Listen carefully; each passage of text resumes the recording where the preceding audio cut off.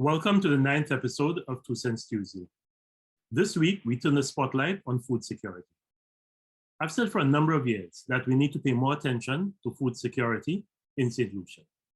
We cannot exist as a country that depends so heavily on imported food products. Any disruptions to food supply chains, as we saw during the global COVID-19 lockdowns in 2020 and 2021, and as we are starting to see now with the Russia-Ukraine war, puts all of us in immediate peril. It also means that our economy, which is largely driven by the tourism industry, which in turn is very dependent on imported foods, is very sensitive to increases in imported food prices. Unfortunately, we have never treated food security with the seriousness that it deserves. We pumped large sums of money into the banana industry, but that was influenced as much by the important role the banana industry played back then in our economy as it was by the political influence and clout our banana farmers wielded. As I said in an earlier 2 Cents Tuesday, my rough calculation is that between 1992 and 2019, the respective governments poured over $222 million into the banana industry, while banana production declined by 94% during that same period. Therefore, from a purely financial basis, a cost-benefit analysis of the banana industry investments over the past 25 years would suggest that we did not make optimum use of that money. There are several major challenges confronting us in our quest for food security, and we must confront them. These include weak or non-existent land use plans, poor targeting and organization of production, an aging farmer population, inadequate organization of small producers into producer organizations and cooperatives, ineffective institutional support from the relevant government agencies, insufficient storage and processing capacity to smooth out variations in supply, poor market intelligence, lack of access to affordable finance, no measures to mitigate risks, and predial larceny. The good thing for us is that all of these problems are solvable with political will and commitment. However, to go into each one in detail will make this episode too long, even for the most devoted of followers. So I will briefly touch on a few interventions that we should pursue to revive the agriculture and fishery sectors, make agribusiness more profitable, and to help generate food security. We desperately need a land use policy that identifies and protects the lands that are critical for agriculture. Lands that are best suited for farming must be preserved for farming. Also, because of the critical role water plays in agriculture, we must protect our watersheds and develop a strategy that will allow for the efficient use of water for crop irrigation. Too much of our agriculture is rain-fed. We must help our farmers establish proper on-farm water storage and use irrigation techniques that will deliver water where and when it is required. Our land use policy should also include a plan to establish a land bank that makes crown lands that are suitable for agriculture available to farmers, particularly young farmers, while encouraging private landowners to vest their idle arable land in the land bank. Some areas in our country provide better conditions for growing certain crops than others. Therefore, we should target crops for commercial production in the agroecological zones in which they are best suited. This should be closely linked to the land use plan. That way, we will increase the efficiency and the productivity of our farm enterprises. We need to look past the banana industry if we want to reinvigorate our rural economy and cause agriculture to once again play an important role in our socio-economic development. I am very concerned when I hear that the government has established a task force to revive the banana industry with a focus on resuming exports to the United Kingdom. I'm sorry, but that time has passed. We managed to maintain a presence in the UK market because we benefited from significant protection in that market and were able to take advantage of that protection through consolidated production from Saint Lucia, Dominica, St. Vincent and the Grenadines, and to a lesser extent, Grenada. We no longer have any market protection in the UK. Our banana farmer base has contracted by over 90% in Saint Lucia. Our farmlands have reduced by over 50% in Saint Lucia. Dominica and St. Vincent have dropped out of the UK export market. Our banana fruit quality problems remain unresolved. Our cost of production in Saint Lucia are the highest of all the countries exporting bananas to the UK. And we no longer own the shipping, ripening, and marketing arms of the banana business. We will not be able to maintain any market in the United Kingdom based on quality or on price. Our banana production should be geared at the local market, the regional market, and the processed and value-added sectors. However, we have opportunities to meet the unfulfilled demand for a large array of vegetables and fresh herbs from the local market, and particularly from the growing tourism and hospitality sector. The National Abattoir would have also given us an opportunity to take pig and small ruminant production to a more profitable level. Has the failed DSH project killed that opportunity? This is where we need to redirect the focus of our farmers. We should also develop a nutraceuticals and medicinal plants sector. There is a growing demand for nutraceuticals or foods that provide a health benefit or have medicinal properties. While most of the interest in this area in our region has been directed at cannabis or marijuana, we have a large indigenous pharmacopoeia that is based on traditional and local knowledge and that has been passed down from generation to generation in our communities. There is tremendous value in this, which we have been reluctant to explore. Will we repeat the mistake we made with cannabis, soursop, and kokomfuli, and once again wait for the North Americans and Europeans to pounce and appropriate our Veven Lachiwat, our Japana, our Simekwatwa, and make a profit from them before we recognize and take advantage of the economic value of the rich biodiversity with which we have been blessed? I hope not. There is a role here for the University of the West Indies, CARDI, and the private sector, but this calls for some leadership and vision. Our farming population is aging. The average farmer is a 60-year-old male. While this is changing slowly, the change is not happening quickly enough. We need to motivate more young people and women to get involved in agriculture. This should be done through targeted policies, making land available to youth who are interested in agriculture, and the land bank would come in very handy. Encouraging the use of appropriate technologies to remove the drudgery of farming, and providing support to the non-governmental organizations, NGOs, that are working with women and youth in the rural sectors. We are seeing an impressive upsurge of youth entrepreneurship in our country, and we must aggressively and strategically direct some of this entrepreneurship into agriculture and fisheries. Although we have had some success with producer organizations and cooperatives like the Black Bay Farmers Cooperative and the Bellevue Farmers Cooperative, most producer organizations in Saint Lucia have not had long shelf lives. Producer organizations or cooperatives allow our farmers and our fishers to achieve greater economies of scale. They give them better lobbying power with government and negotiating strength with input suppliers and customers that they would not have on their own. Government must provide technical support to the farmer and fisher cooperatives and producer organizations to assist them with management, extension, and marketing. This may involve redeploying some of the support that currently resides in the Ministry of Agriculture and assigning these officers to work directly with the producer organizations and cooperatives. The Saint Lucia Marketing Board has limped along for the past 2 decades, functioning as a market, a buyer of last resort for our farmers.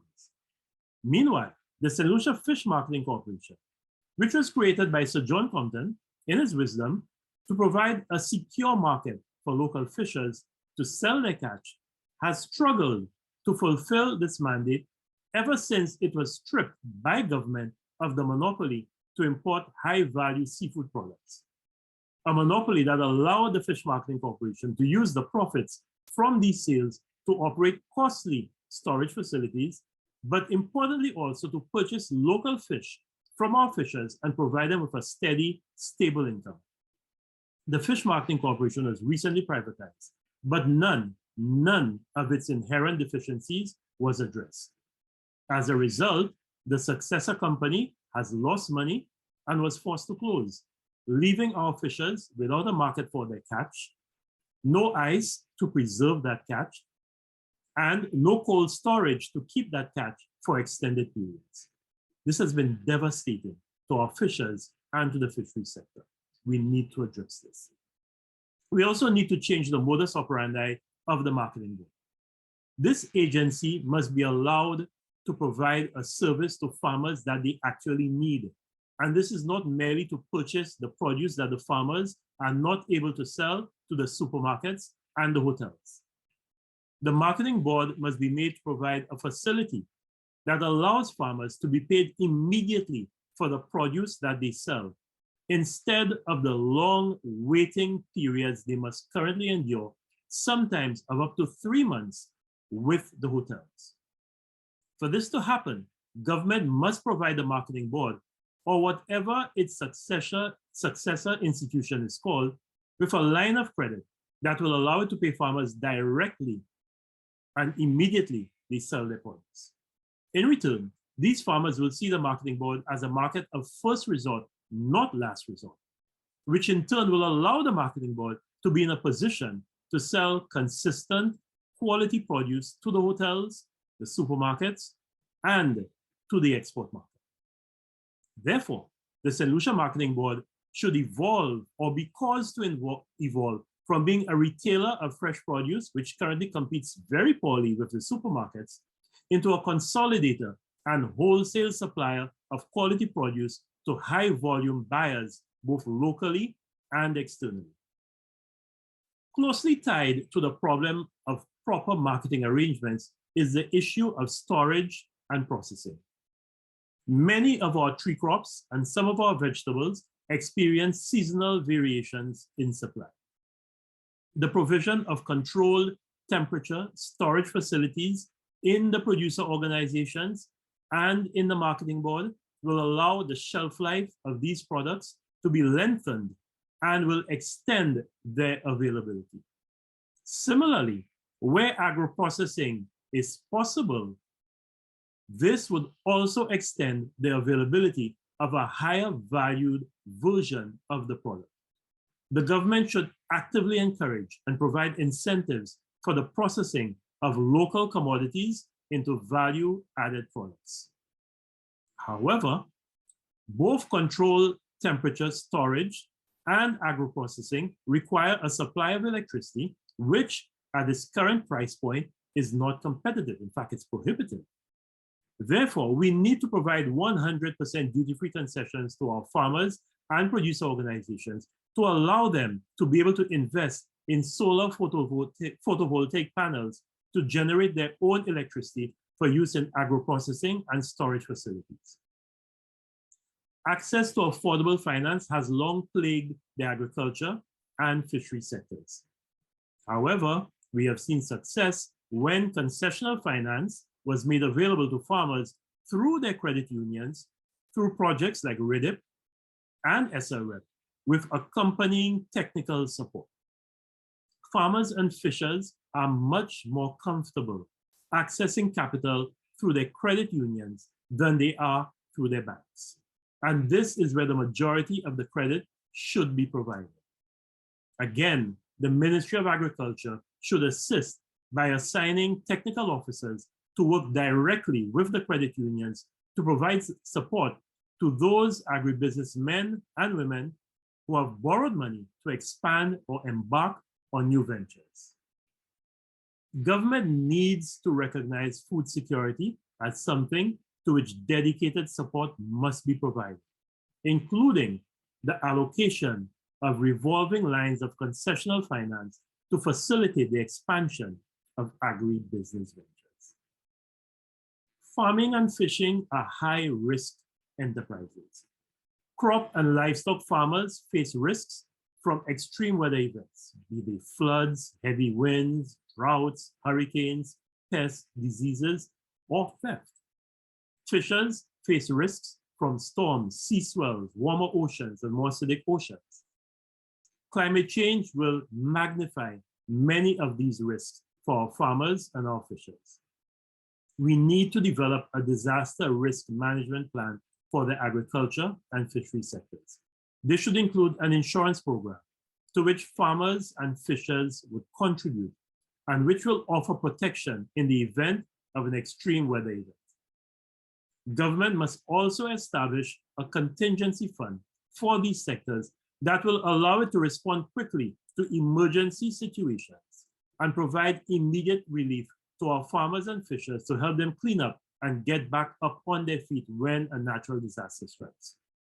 However, our farmers and fishers must also be encouraged to develop a culture of saving during good times so that they have something to fall back on during challenging times. It cannot be all about the government. We have to take responsibility.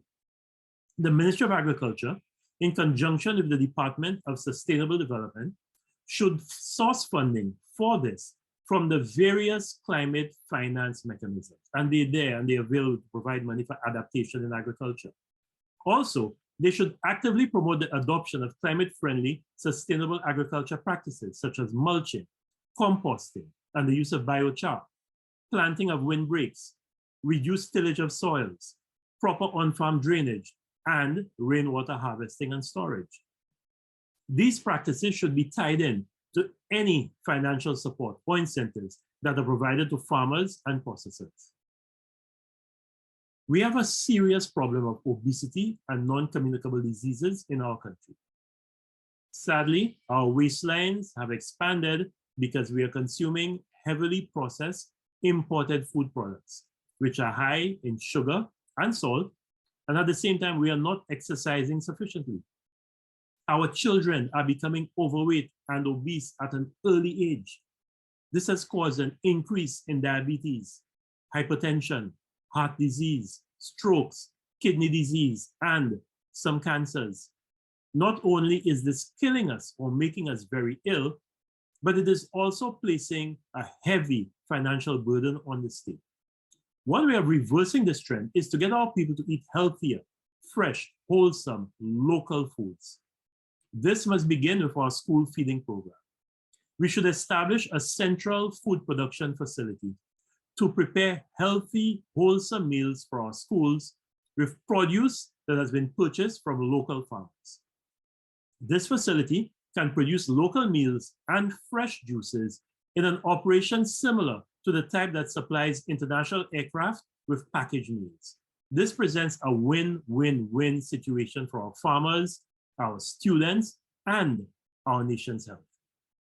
We need to encourage individual households to engage in backyard or kitchen gardening.